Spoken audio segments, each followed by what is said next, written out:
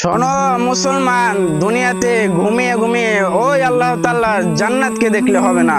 ওই আল্লাহ তাআলার জান্নাত রেখেছেন আপনার আমার দুনিয়াতে কষ্টের মাধ্যমে।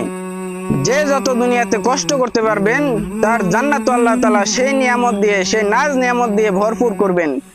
যেইভাবে দুনিয়াতে কষ্ট করেছেন আল্লাহওয়ালারা, যেইভাবে কষ্ট করেছেন সাহাবায়ে কেরাম, যেইভাবে কষ্ট করেছেন আমাদের বিশ্ব নবী, আমাদেরকে কষ্ট করতে হবে। হয়তো আপনার আমার কষ্টের পরিমাণ অনেক বেশি হতে পারে, কিন্তু এই কষ্টের পরে আল্লাহ তাআলা অনন্তকালের যে জান্নাত রেখেছেন সে জান্নাত আল্লাহ তাআলা আপনাকে আমাকে দিবেন।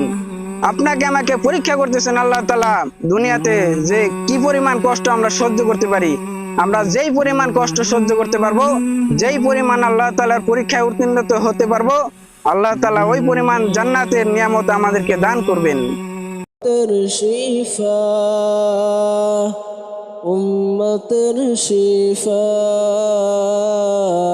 উম্মতের শিফা।